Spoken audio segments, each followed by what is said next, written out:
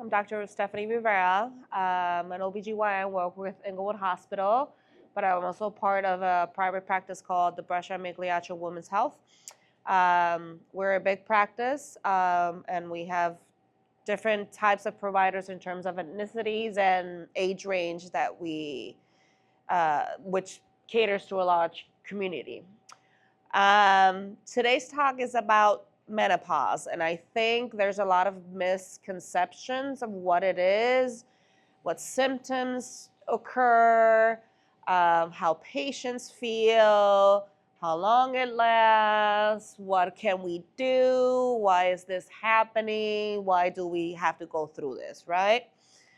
So first of all, menopause is a clinical diagnosis. What that means is once you stop having your period and it's been a year or more, you're in menopause. Obviously, the age has to be right, okay? And yes, there's such things as premature ovarian failure, premature menopause, and all those things. But essentially, if you're anywhere between 45, 55 years old, and you haven't had your period for a year or more, ladies, you're in menopause, okay? Menopause stays with you for the rest of your life. It's just the state where you're at. It's not that you just went through it and lo and behold, I'm done. No, it stays with you for the rest of your life because there's consequences and risk factors that can entail for the remainder of your life, right? The period when you're transitioning, where things get really funky, that's perimenopause. And unfortunately, perimenopause can last years, okay? The symptoms, like the hot flashes, night sweats, and all those lovely things, can last up to 20 years. So it's not unheard of that if you're 65, you're still going like this. It's very common, okay? So what happens really with your body? So basically, in basic plain English, menopause is that your ovaries stop functioning, okay? The normal estrogen progesterone cycles that we have in our reproductive age cycles stop occurring, okay? So definitely you won't be able to get pregnant, okay? But the problem with the lack of progesterone and estrogen, particularly estrogen, is that it causes a lot of changes in our body. One, thinning of your skin, changes in hair growth, okay? There's a lack of estrogen, but sometimes we have elevations in testosterone, so it causes changes in our body with our hair growth. We get hairier from here down and thinner up here, okay?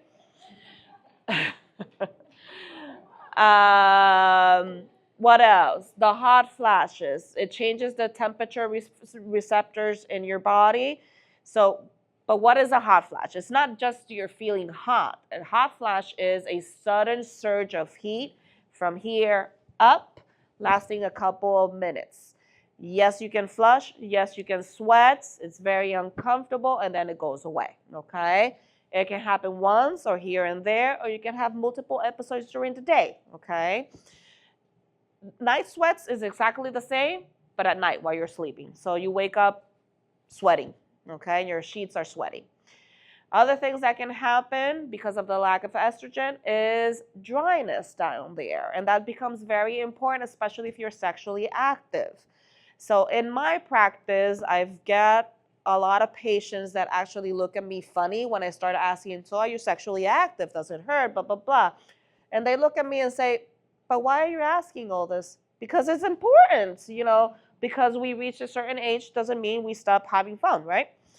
So yes, it does cause a lot of vaginal dryness for a couple of reasons. One, the amount of lubrication is gone. Two, our vagina naturally has a thicker skin and it has wrinkles to it when we are in reproductive age. When we reach menopause, those wrinkles go away and the skin thins out. So when we're having sex, unfortunately, it can become very painful. A lot of patients come to me saying that it burns, that it hurts, like it feels like a sandpaper is inside. What other things? Our moods, ladies. Yes, we become crabbier and crankier and all those things. And then you just have to tell the hubbies, deal with it, okay? Sleep disturbances, and that's all the changes. We suffer a lot of an insomnia, okay? There's a lot of things that we can do. A lot of them are basic changes in your diet, exercise, vitamin supplements that you guys can do. Very interesting enough, a lot of Asian communities, especially Japanese, don't go through a lot of vasomotor symptoms because their diet is rich in soy, which is a natural estrogen. Very interesting, okay? A lot of Asian communities, particularly Japanese people, don't go through a lot of vasomotor symptoms because their diet is rich in soy, which is a natural estrogen. It's a plant-based estrogen, okay? So these women usually don't come to my office complaining, I'm having horrible hot flashes. Usually the ethnicities that unfortunately come crying more so than others, African Americans, Latinos, okay? Other things that can happen that we visibly don't see, you don't see yourself, is changes in memory, okay? The famous brain fog, okay? The other things, changes in your bone health, and that's probably one of the most important things, okay? And changes of and risk factors for cardiovascular disease, ladies, okay? So exercise is very important. And yes, all doctors constantly are boring. No, you need to be in an adequate weight. Yes, you have to exercise and blah, blah, blah. In menopause, more so than ever, because our bones weaken. Our lack of estrogen literally causes bone loss, more so than men, okay? And the problem with having brittle bones is you don't need to fall down to cause a fracture. You can go like this, and there we go, okay? So exercise is very important. We can go down on the path of which type of exercise are the ones to do, how to do them, how the frequency and all those things. Taking your vitamins is very important, and multivitamin is always good. And I always tell my girls, take an additional 1,000 units of vitamin D daily.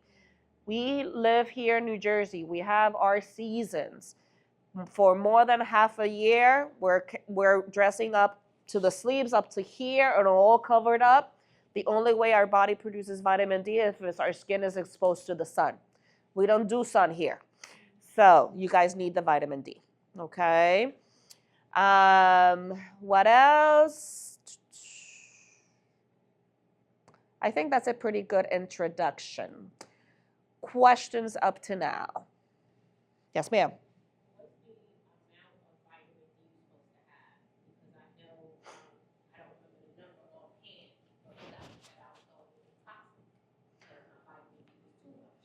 That is true. So obviously extremes of the ranges is bad. So normally you should be taking 1,000 to 2,000 units daily. That's what the literature says. No, but I'm saying what's the amount, like when you have your blood work done? Oh, it's a huge range, and it's very dependent on the lab where you do your blood work. But more or less anything below 30 is considered low.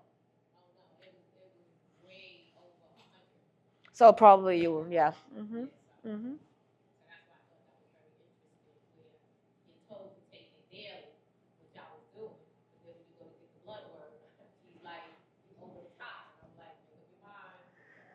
It's that sometimes it does happen, and sometimes you don't read the labels. A multivitamin normally has 1,000 units of vitamin D.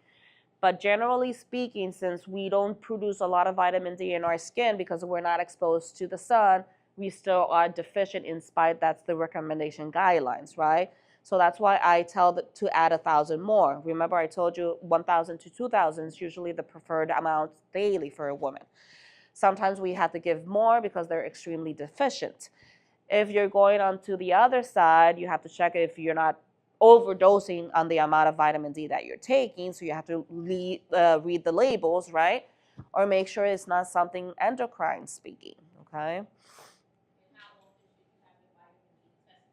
At least once a year. Hmm.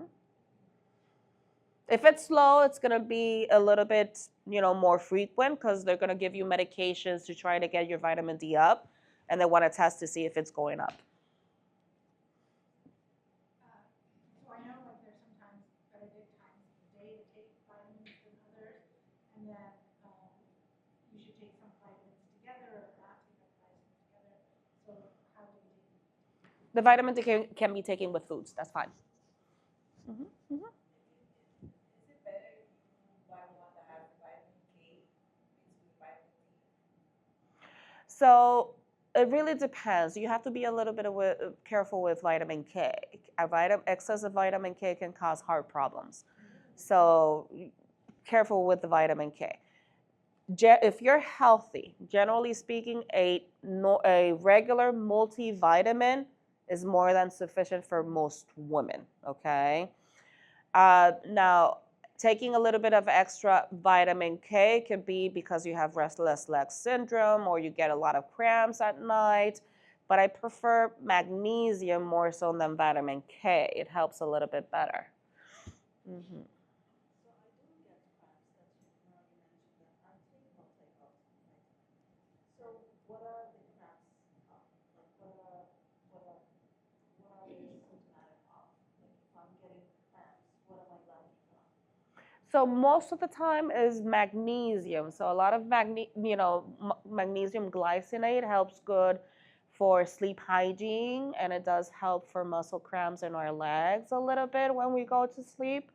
But if it's not helping, obviously you have to seek medical attention and see what's happening. It's not necessarily just a vitamin deficiency.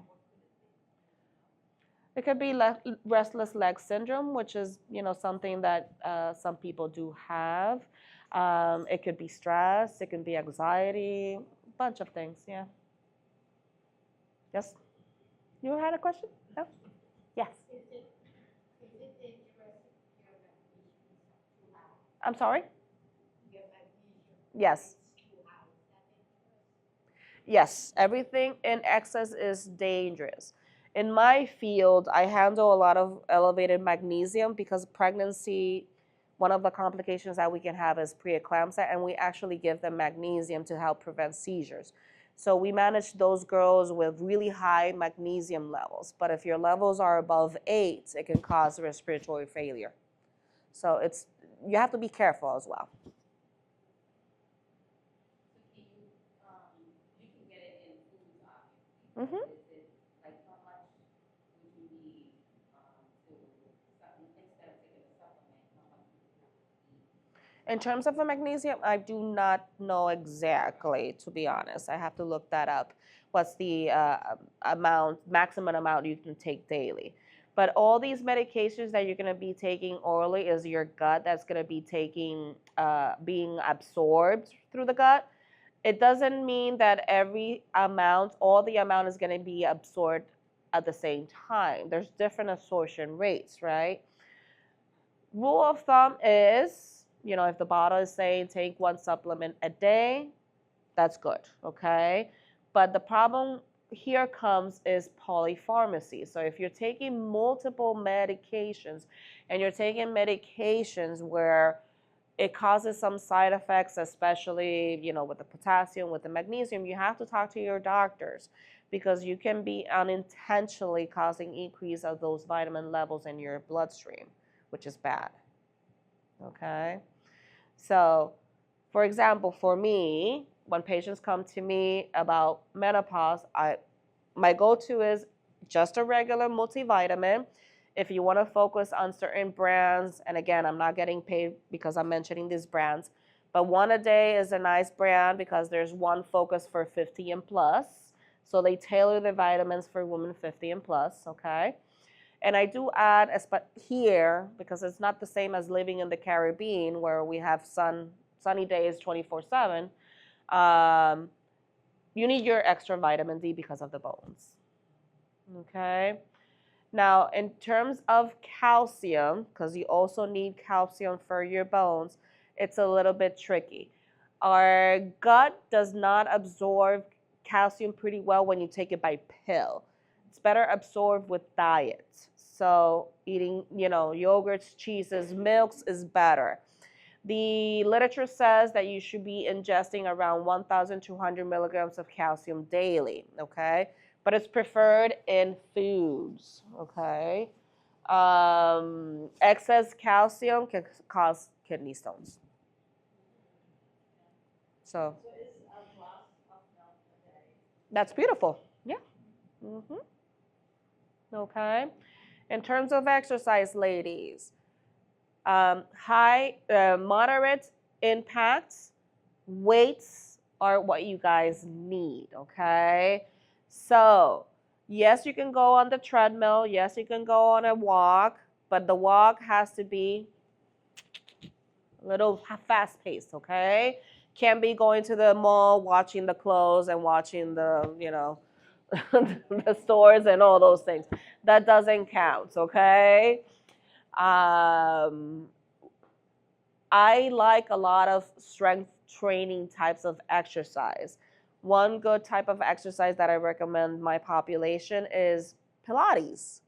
Pilates is a good one, okay? Because there's resistance in those cables and you're actually using your body weight to pull yourself. There's a lot of core training, okay? And you need a strong core to take care of your back, okay?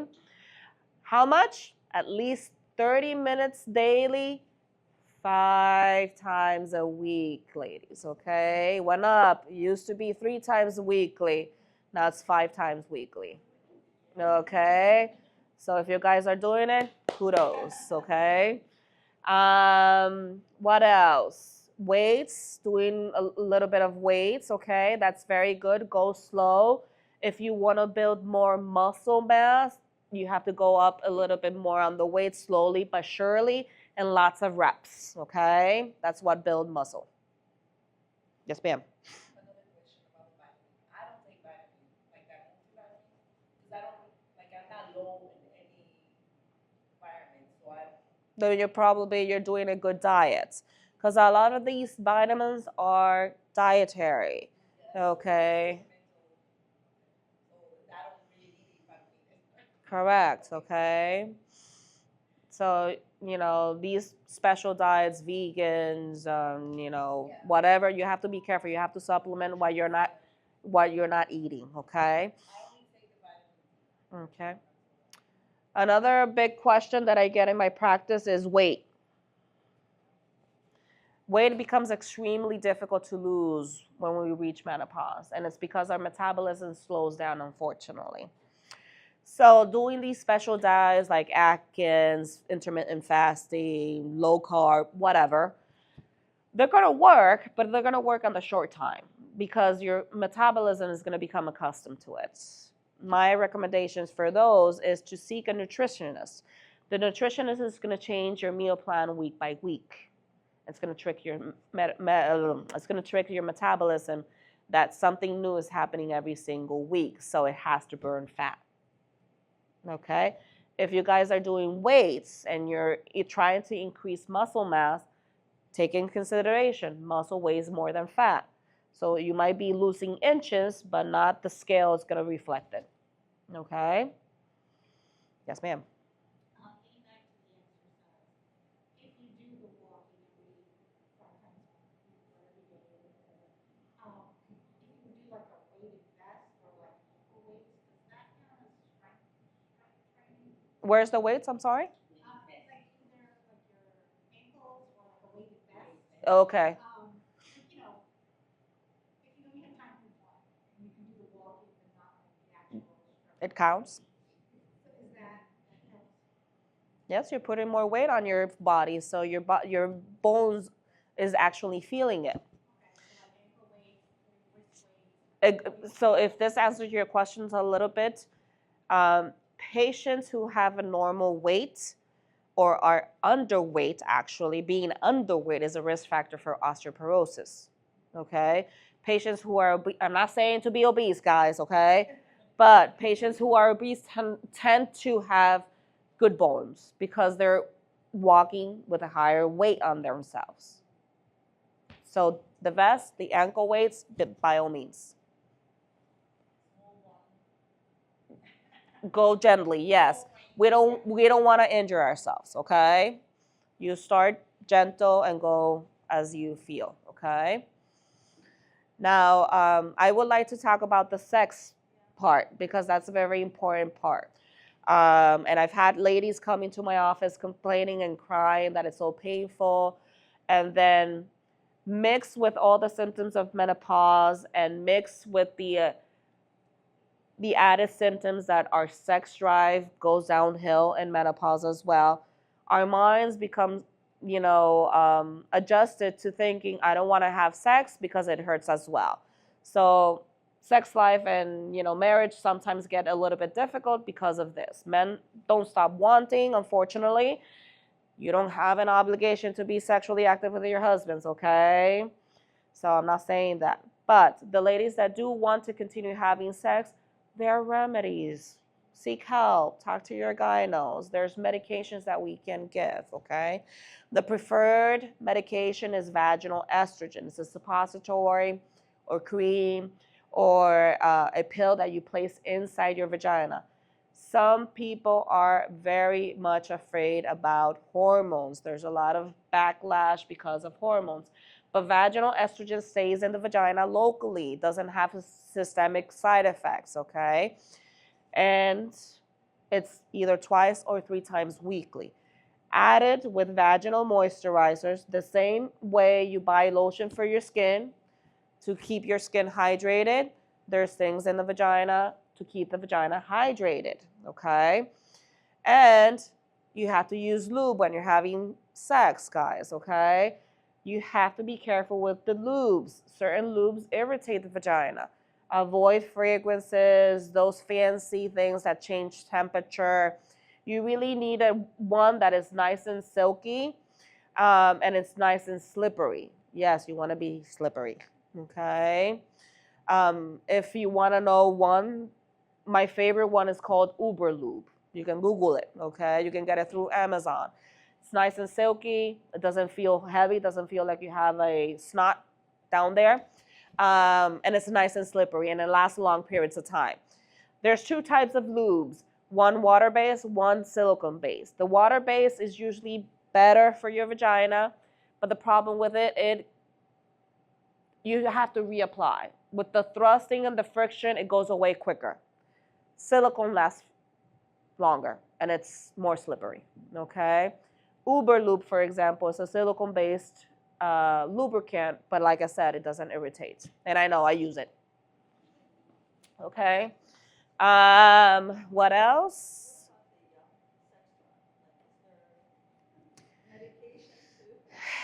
So unfortunately, this is not a man's world. This is a man's world, so there's no Viagra for us, unfortunately. So we're going to start entering into hormone replacement therapy and hormones, and there's a lot of bioidentical natural hormones and all those things going on in this country. Some people have dabbled in using testosterone for women. I personally don't like testosterone. The truth of the matter is testosterone is the one that guides our libido. It tends to go down in menopause as well, okay? So some people have gone into the idea of supplementing testosterone for women. I don't like the idea because it can cause irreversible changes in your body that you cannot go back on. It's irreversible. One such example, thickening of your voice. So I highly doubt you guys want to talk like this for the rest of your life. Second, hair growth in male pattern areas. Chin, lips, sideburns, chest, abdomen, and all those lovely things. You can take care of the hair growth, but it's laser therapy, and that can be expensive. We're talking about $3,000, $4,000 for the treatments, okay? So I personally do not recommend testosterone, okay? It takes a really good conversation with your partner, okay? If it hurts, go to your doctor. Tell them it hurts. Try the medications, try the vaginal moisturizers, try the lubrication. The other thing is we women are very different than men. You go like this to the men and they're ready to mambo, not us. we tend to be more mental than anything else, okay? So date nights, intimacy, foreplay becomes very important for us. And unfortunately, a lot of couples go into the routine. We're not dating anymore. We've been together 25 plus years. It's just, okay, boom, boom, boom, let's go. No. No. Take your time. And I know life gets messy, okay? We have children or grandchildren and all those things, and we have work, and it gets messy.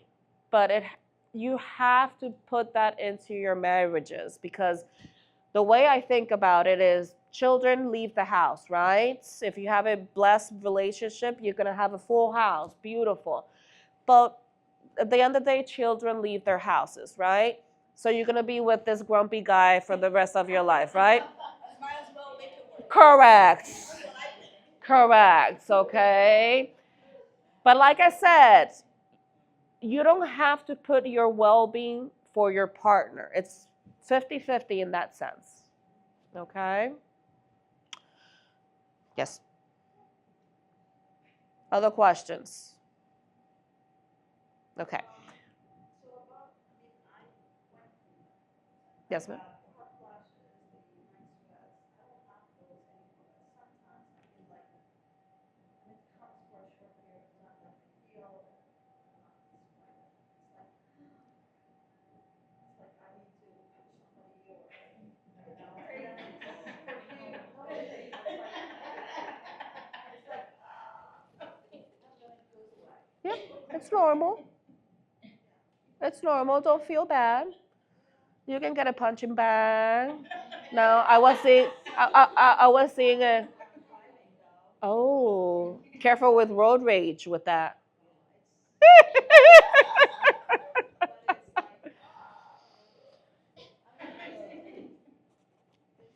It's not bad for your heart or anything like that. It's just no. It's just the changes.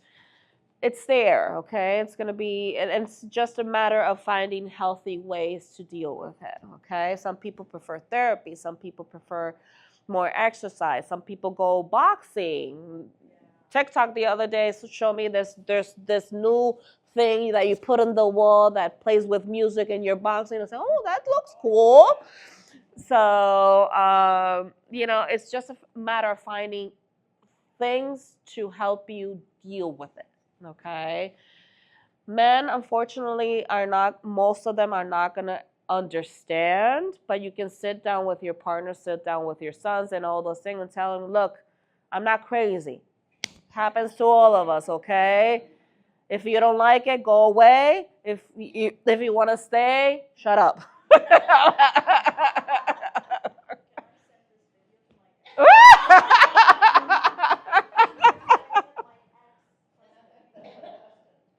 Unfortunately,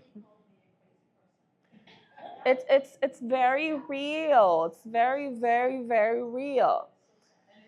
Yes.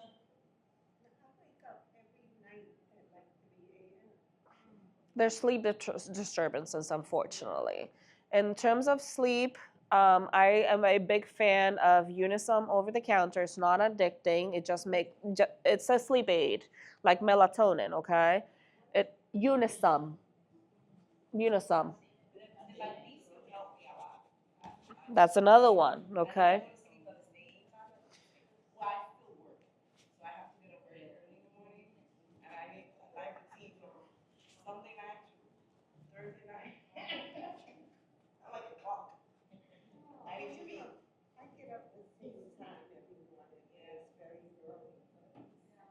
Still, even if I go to sleep, kind of late, 11:30, but I still wake up at 8 o'clock. Try the Unis. Go back to sleep, but it's not like a full night. Yeah, it's not a restful sleep either. Yeah, try the Unisom. It quiets the mind. Like I said, it's not addicting. Doesn't cause drowsiness when you wake up. So these other prescription type medications, like for example Ambien, you have to make sure to get 8 hours of sleep. And if you're not, you're gonna wake up groggy and drowsy, which is not good for the, for the rest of the day, right? It does help. Some people it does help. For me, particularly, personally, Unisom works better than melatonin. Melatonin, I have it. I don't take it often, but I have to buy the 3 milligrams because if I take anything over that, I wake up like I'm a frog. Yeah. Okay. Yeah. I don't use it that much. I don't like it. Other things you guys can do, there's vitamin supplements out there that a lot of women that are transitioning or in menopause, they like to use because it helps with the moods, it helps with the insomnia, it helps with even the hot flashes and night sweats. My favorite one is called Estroven with a V, okay? Estroven. There's different color boxes. I always tell them to buy the gold because it's the complete gold. Okay. Mm-hmm. Estroven with a V. No, estrogen. Estroven. Okay. Other type of medications that a lot of literature cites, black cohosh is another one. Primrose oil is another one. But always talk to your medical doctors because at this age, a lot of medical issues start occurring, and there's a lot of things that can have interactions with those medications, particularly black cohosh. Okay, so there's certain medications you can't take it with black cohosh. It's not much, unfortunately, not much. My best advice is see a neurologist. Make sure it's nothing organic causing a brain fog. But unfortunately, it does come with the menopause. Our cognitive dysfunction starts dwindling as age goes by. More so us than women, than men. Sorry. Okay. So the same way you're exercising your body, you have to exercise your mind.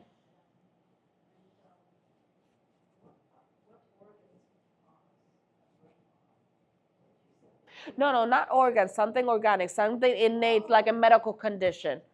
Okay? God forbid, Alzheimer's, dementia, those kind of things, what I was talking about. Yes, ma'am. Yes, ma'am. They can test for those. Okay?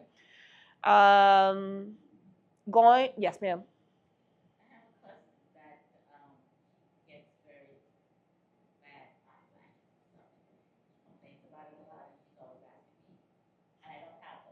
Good for you.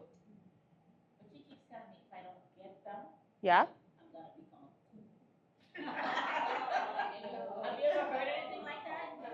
She's just jealous. That's what it is. She's just jealous. No, you're not going to become cuckoo.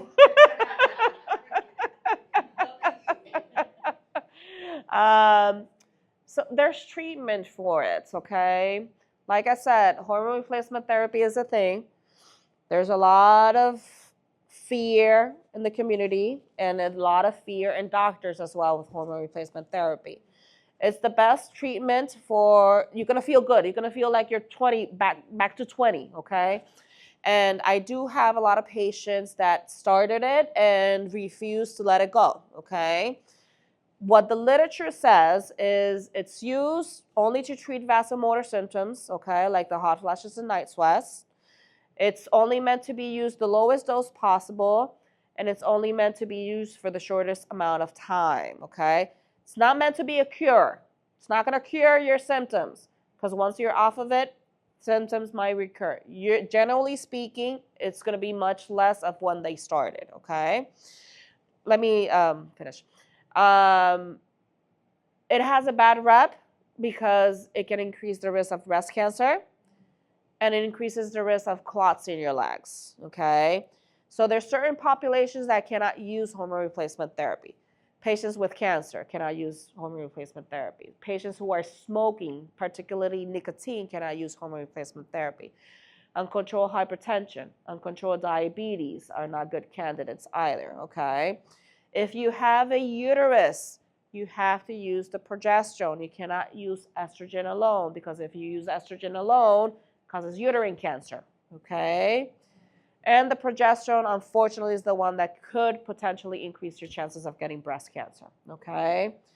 Obviously, if you're a person that has the BRCA gene mutation, or 50 women of your family have breast cancer, I would probably not use hormone replacement therapy, because you're at increased risk of getting breast cancer, right?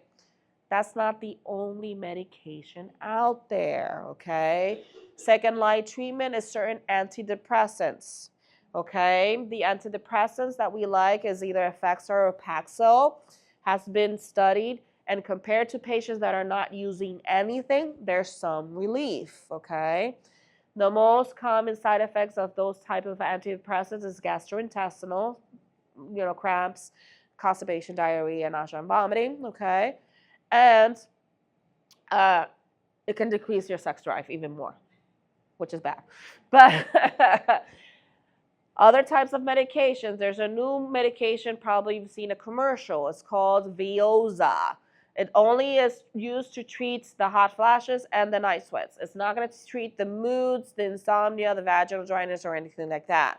But if your main complaint, your cousin's complaint, hot flashes, she has the potential of using Veoza.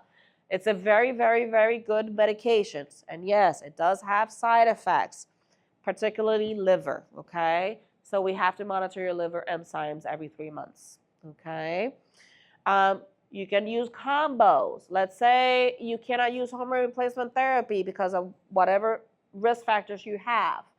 I have a patient that came crying. She was not a candidate for hormone replacement therapy.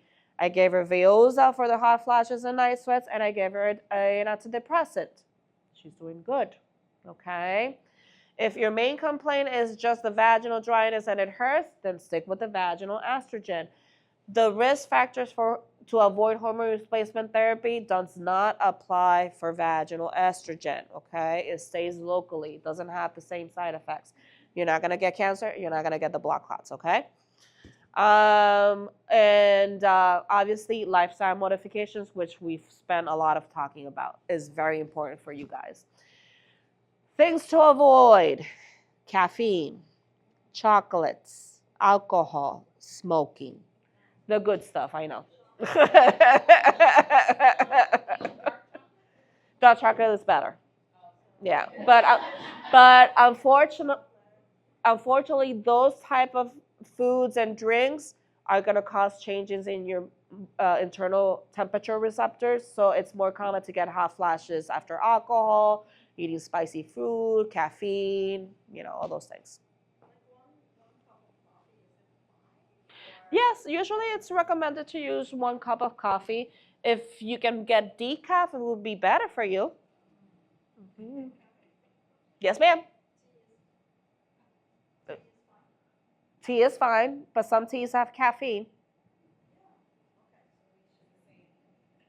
So if you're drinking teas and coffee, but you can, yes, you can.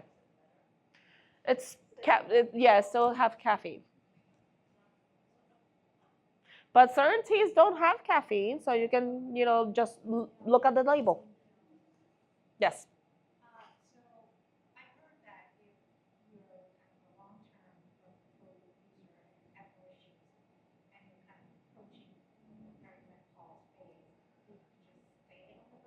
Yeah.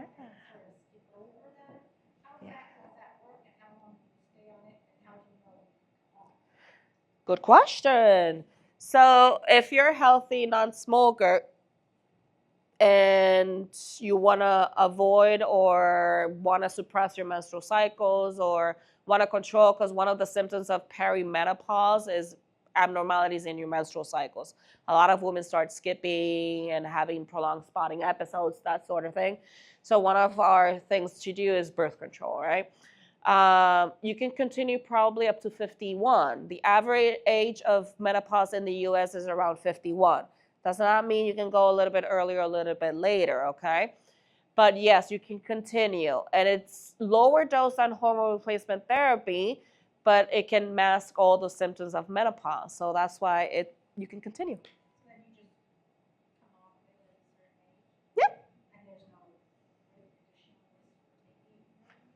So birth control, independent of age, causes blood clots. Okay, so obviously, if you have a history of smoking, that sort of thing, you shouldn't be using it. Okay, women that are 35 and older have an increased risk of getting blood clots when they're taking that type of birth control.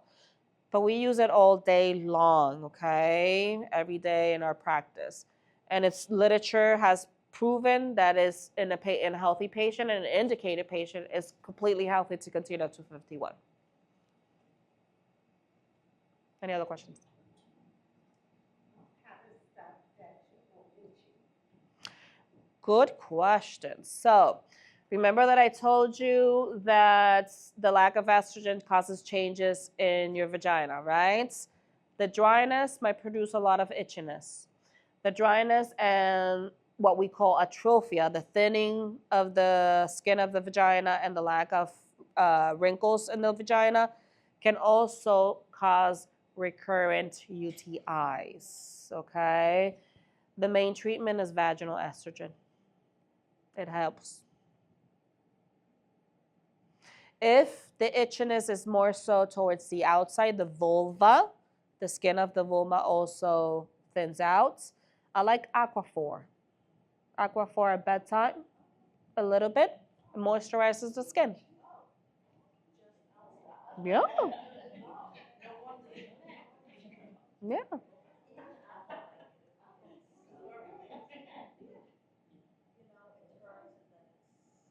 So Aquaphor is very soothing for the skin.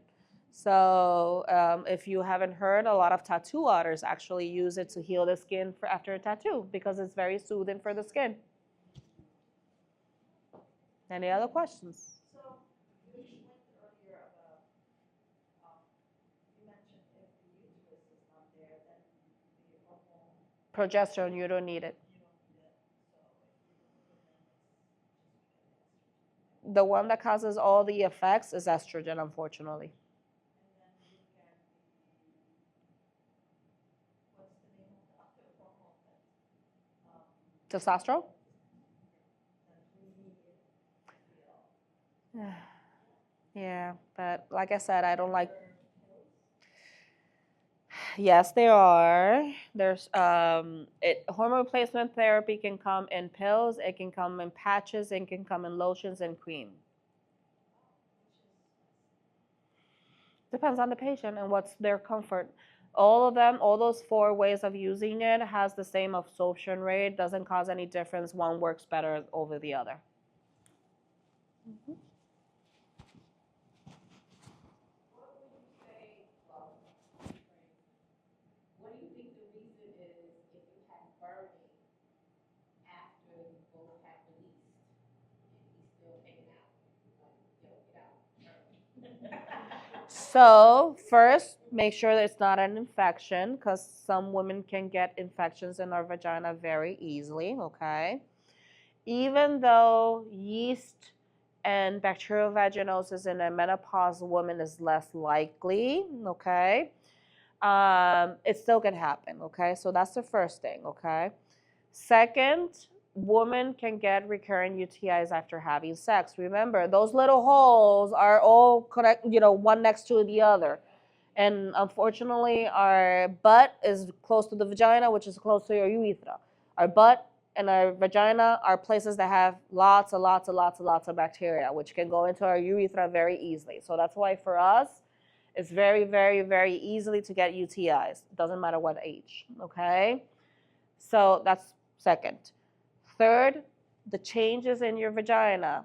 I'm gonna show you a picture of what happens to your uterus and your vagina when you reach menopause. And you will visualize really how bad it could get, okay? If I have internet. But the thinning of the vagina can cause that burning. And since when you're having sex, there's friction, it's just gonna burn more.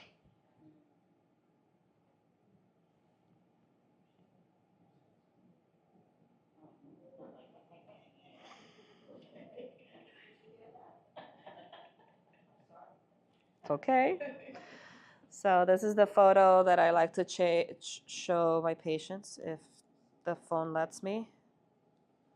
You can pass it around. But the left-hand side is a normal reproductive female anatomy, and the right-hand side is a menopausal woman. And you can see the vagina. Okay.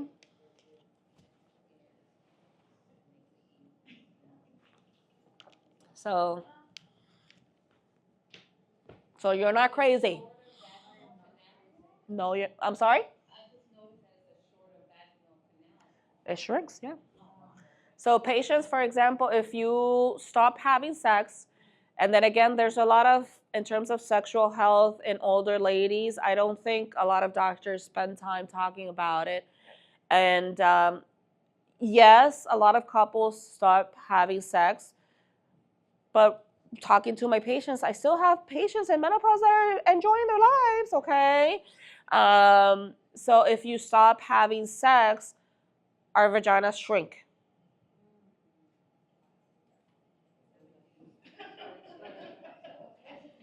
Well, it depends. It depends on what you. It's good exercise.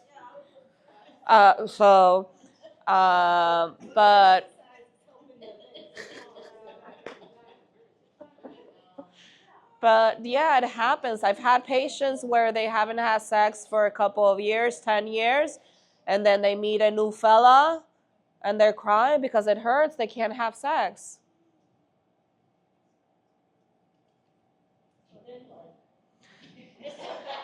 We can stretch it. Yeah. I'm a big fan of vaginal dilators. So basically dildos, okay? They come in different sizes, very small ones and large ones, right? And basically you start small and until you reach the size of the person, of your partner. So there's ways to stretch. Yeah. Yeah. Remember, the vagina is very pliable. It's meant to deliver babies, so it can go.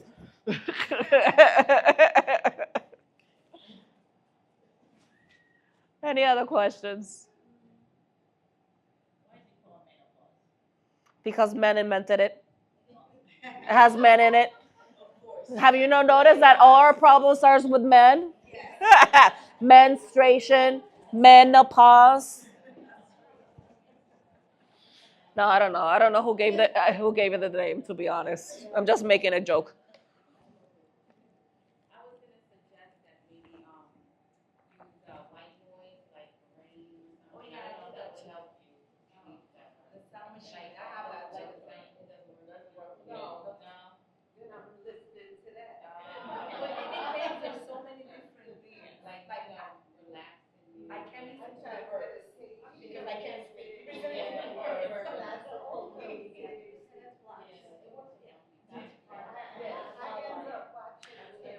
But compare from men and women, women require more sleep than men.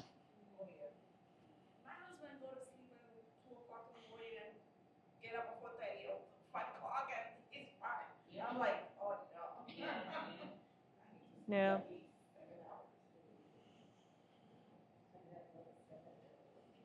I was showing her mushroom coffee. Oh, Alternative. I've never heard of that. Yeah, I don't drink coffee, but I thought Mushroom coffee. mushroom coffee. So you can try it. So maybe talk to her about it. Okay. Mushroom coffee. Yeah. Yes.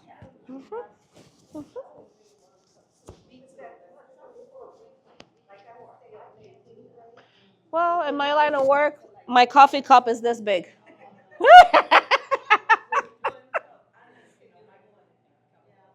No, my cup of coffee is this big.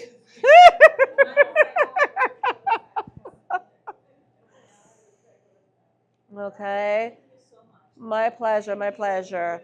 Also, very important is things in screening tests in menopause, ladies, okay? Mammograms, please get them done, okay? Bleeding in menopause is never normal. Get checked, okay?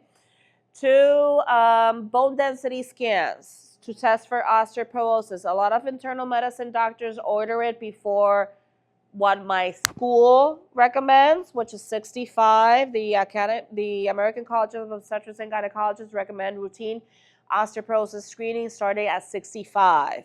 Sooner if there are risk factors. There's a fancy calculator that we can use to determine if you guys are increased risk. We can start sooner. If the internal medicine doctor is ordering it because they're following other school of thoughts, fine. The frequency of doing bone density really depends on what the results are, okay? Treatment for osteoporosis is very dense, okay? The medications have side effects, okay? But bone is very important. When you do fracture a hip, when you do fracture your back, you are bedridden, and the mortality rate shoots up. Okay? Questions? So for osteoporosis, what would you recommend? I know they did bisphosphonates and So the first line of treatment is the family of the bisphosphonates, like Fosamax, Beniva, Lendronate, Isodendronates, Reclast. That's family, okay?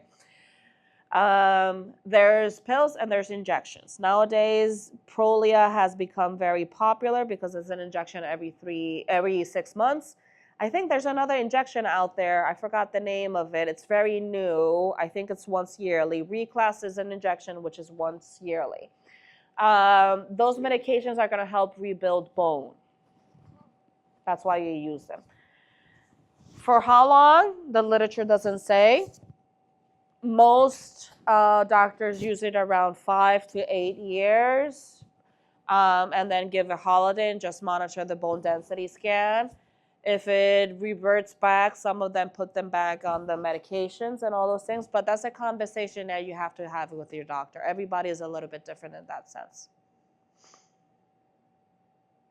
Any other questions? What I wanted to let you guys know is osteoporosis is a thing, and it's really bad. So take care of yourself. I actually take it once a month. You're probably taking the Boniva. And that's why I exercise a lot and I do a lot of weight training because that helps with that. And it's genetic, my mother. So yeah, genetic. So there's a lot of risk factors, you know. My doctor say only she's gonna see just 2 years and see how. Yeah. Everybody's, like I said, the length of therapy for those types of medications is not established in the literature. And also because of small frame and So big risk factors for osteoporosis: underweight, being a woman, early menopause, meaning 40 less, okay? Chronic smokers, chronic steroid users, like for example, patients with lupus that are using prednisones for years and years, for example. I said alcoholics, smokers. I'm probably missing one or two, but those are the big ones.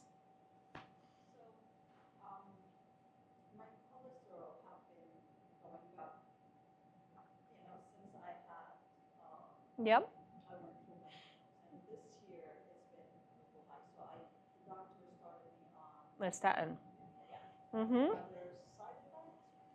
I mean, Yes, everything has side effects, hon. The most common side effect with a statin is muscle aches. Mm-hmm. so will exercise help with that? Because Yep. they said if those side effects are irreversible. No, what we tend to worry about is a very, very rare condition that it can cause breakdown of your muscles and something. When you have too much breakdown of muscles, it can impact your kidneys. So it can be dangerous, right? But that's rare, very rare. But if we don't want you to feel bad either. We want you to be active and feeling well. So if the medication is causing those side effects, you have to talk to your doctor. Again, there's different types of medications out there to treat different things. Yeah. And it's just for the medications for 3 months. Because my diet is good. It's just maybe stress is elevated. Could be stress. It could be genetics. That Well, as we age, the way that our metabolism processes food is different. Our lifestyle depends on it a lot. There's a strong genetic component as well. So if you have a bunch of family members that suffer from cholesterol, thank you very much, you know. But yeah, I've had patients that are super thin, super athletic, and their cholesterols are above the roof.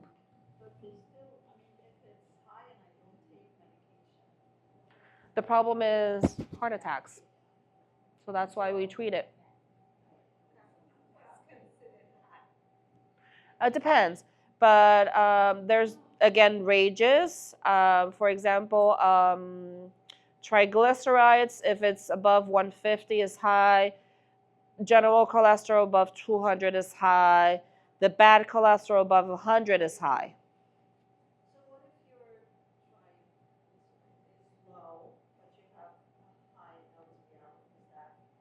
That's the bad cholesterol. It's still bad. It's still going to be bad, but they make the distinctions because the medication they're going to give you, sometimes it targets better the bad cholesterol versus the triglycerides or vice versa. So it depends on the action of the medication.